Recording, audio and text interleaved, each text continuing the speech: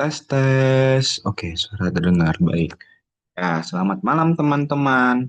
Nama saya Koordinator. Saya akan mempresentasikan hasil review artikel saya. Using Unified Theory of Acceptance and Use of Technology to Design Direct-to-Consumer Marketing of uh, Internet-based Cognitive Behavioral Therapy for Depression, a randomized controlled trial.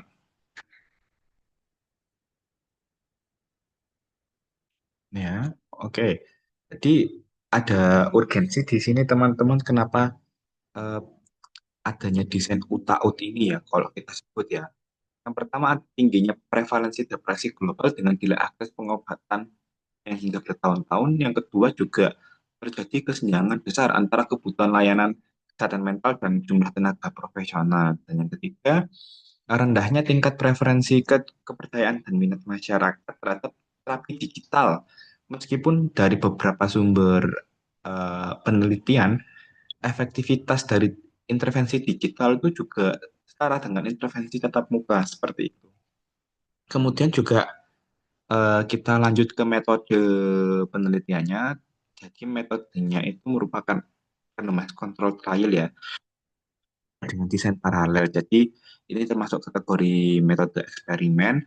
eh, Sampel pada penelitian ini 218 orang dengan kategori inklusi yang pertama usianya 18 tahun, kemudian lancar berbahasa Cina Kanton, ya berblok fasih berbahasa Kanton Cina. Nah, dan yang ketiga itu memiliki gejala depresi ringan, yaitu menggunakan ini ya, eh, instrumen PHQ atau Patient Health Questionnaire 9 item yang skornya itu lebih dari sama dengan 5 seperti itu. Kemudian sampel akan dieksklusi apabila dari individu itu juga memiliki ide bunuh diri, kemudian memiliki gejala skizofren dan polar disorder. Jadi sampel 218 ini teman-teman sudah bersih dari kategori eksklusi dan semuanya masuk ke dalam kategori inklusi seperti itu. Instrumen-instrumen yang digunakan yaitu ada behavioral intention yang menjadi output primer dari uh, penelitian ini. Yang kedua ada performance ekspektasi, effort ekspektasi, dan facilitating condition serta social influence. Dan ini tuh merupakan variabel-variabel dari UTAUT. Yang ketiga ada message clarity and persuasiveness, kejelasan pesan dan bagaimana uh, desain ini mampu memberikan persuasi yang besar kepada masyarakat, kepada sampelnya. Kemudian self stigma sebagai moderator dan yang seperti yang saya jelaskan tadi yaitu patient health questionnaire 9 item. Prosedur di sini teman-teman. Prosedur pertamanya yaitu screening online menggunakan PHQ-9 item untuk memastikan tingkat depresi yang minimal mark atau kalau total skornya tadi ini ya 5, lebih dari sama dengan 5. Kemudian serta karena ini metodenya menggunakan RCT, jenis penelitiannya akan di kelompok dan masing-masing kelompok ini nggak tahu nih mereka akan mendapatkan perlakuan apa aja. Tapi yang jelas untuk kelompok pertama itu mereka kelompok pertama itu kelompok intervensi dan kelompok yang kedua itu merupakan kelompok kontrol. Nah, di kelompok intervensi ini, mereka akan diberikan tontonan video promosi berbasis UTAUT selama 7 menit. Tapi di kelompok kontrol itu, mereka hanya diberikan video edukasi biasa tanpa adanya pendekatan teori UTAUT. Nah, pre-post assessment dilakukan sebelum dan setelah pemutaran video untuk mengetahui apa namanya seberapa yang dimiliki oleh eh, individu ketika sebelum maupun sesudah menonton video. Nah, keunggulannya di sini ada tiga. Yang pertama karena ini berbasis teori, teorinya ini meskipun dibilang bukan yang terbaru ya, tapi eh, pendekatan UTAUT ini lebih efektif dibandingkan edukasi umum. Jadi kalau misalkan kita compare antara yang tadi kelompok intervensi dan kontrol, nah ini tuh ternyata perubahan skornya, perubahan yang dinilai itu ternyata lebih efektif dari lebih efektif daripada video edukasi biasa. Dan kemudian karena format video yang singkat, memungkinkan pendekatan UTAUT ini menjadi scalable dan mudah disebar di media digital di platform-platform manapun. 7 menit gitu ya. Dan kemudian juga meningkatkan kejelasan informasi dan persuasiveness. Jadi pendekatan UTAUT ini mampu memberikan informasi yang lebih jelas daripada pendekatan yang umum atau pendekatan yang biasa, edukasi biasa daripada ya itu tadi. Kemudian ada beberapa keterbatasan. Yang pertama, dampaknya itu hanya bisa diamati dalam situasi penelitian, dalam konteks penelitian, bukan dalam konteks perilaku nyata seperti itu. Jadi ini hanya semacam ini ya teman-teman, eksperimen saja ya. Jadi ini hanya berlaku pada sampel-sampel ini saja, belum tentu ini kan penelitian di Cina, belum tentu di Indonesia juga sama seperti itu. Kemudian juga tidak semua faktor utama responsif terhadap intervensi yang singkat seperti itu. Kemudian tidak ada follow up jangka panjang mengenai pemberian intervensi ini dan peserta ini namanya juga intervensi digital ya otomatis kan basisnya kan digital literate. Sebenarnya ini berpotensi untuk tidak mewakili seluruh populasi seperti itu. Ya, memang keterbatasan dari penelitian eksperimen seperti ini sih ya kalau menurut saya. Dan implikasi serta temuan teman-teman. Yang pertama, performance ekspektasi adalah faktor paling penting yang dapat dimotivasi untuk meningkatkan penerimaan intervensi digital dari UTAUT seperti itu. UTAUT. Yang kedua, social influence juga meningkat, tapi tidak berperan sebagai mediator perubahan niat. Artinya, hanya orang tahu orang lain mendukung, tapi tidak otomatis meningkatkan minat terapi. Jadi ini hanya sekedar informasi yang lewat saja, seperti itu. Belum sampai menyentuh untuk mendorong partisipan mengikuti terapinya, mengikuti intervensi digital seperti itu.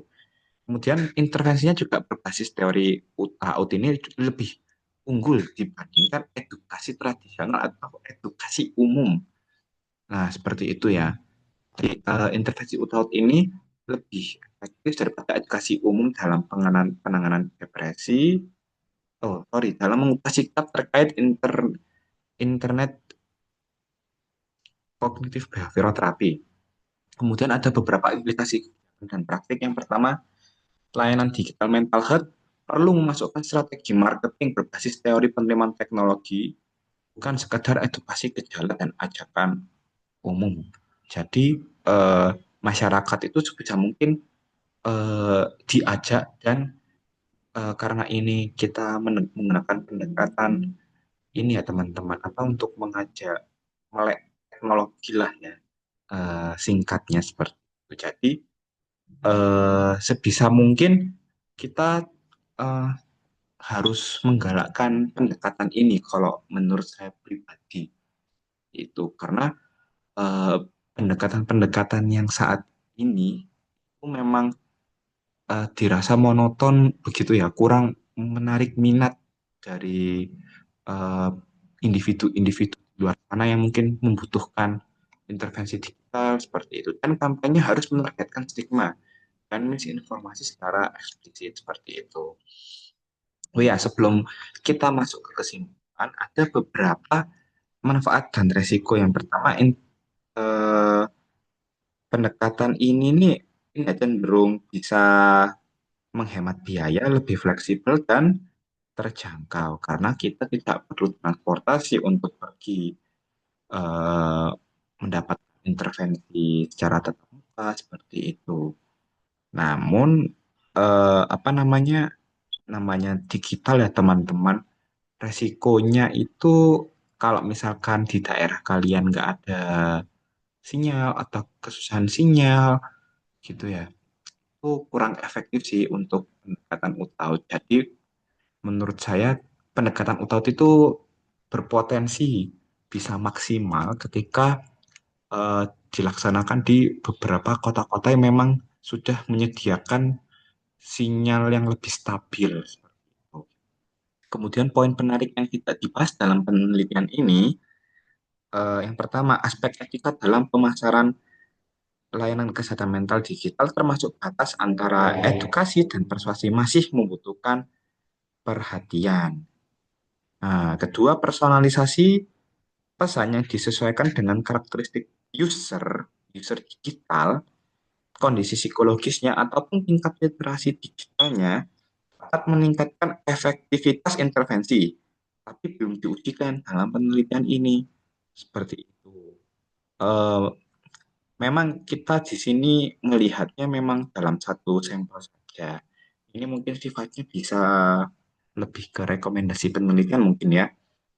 Eh, Ketiga, karena memang tadi yang saya sebutkan terkait keterbatasan akses sinyal, kestabilan sinyal itu sih yang belum dibahas dalam penelitian ini karena seperti yang kita tahu kan Cina memang negara yang sudah maju seperti itu. Nah, dengan Indonesia yang memang mungkin masih di bawah levelnya sedikit gitu ya kalau memang bahasa halusnya seperti itu. Dan kesimpulan-kesimpulan dalam penelitian ini, video berbasis UTAUT meningkatkan penerimaan dalam intervensi digital. Nah, dengan jenis RCT, jenis penelitian RCT ini memberikan bukti kuat untuk efektivitas intervensi digital ini karena random ya. Dan intervensi mudah diterapkan dalam skala luas, dampak masih terbatas pada niat, bukan dorongan perilaku nyata. Kemudian stigma tetap menjadi hambatan penerimaan layanan yang stigma kayak, aduh aku depresi nih, aku tidak mau untuk ikut intervensi seperti itu. Nah, no, no, no, tidak boleh seperti itu teman-teman. Kemudian performance ekspektasi menjadi faktor perubahan utama, perlu strategi lanjutan untuk personalisasi dan keberlanjutan dari penelitian ini, dan pertimbangan etika dan akses yang memang tidak semua tempat itu bagus ya, seperti itu. Nah, mungkin cukup sekian dari saya. Apabila ada salah kata, kurangnya penjelasan, atau perbuatan saya memohon maaf. Sebenarnya, dadah.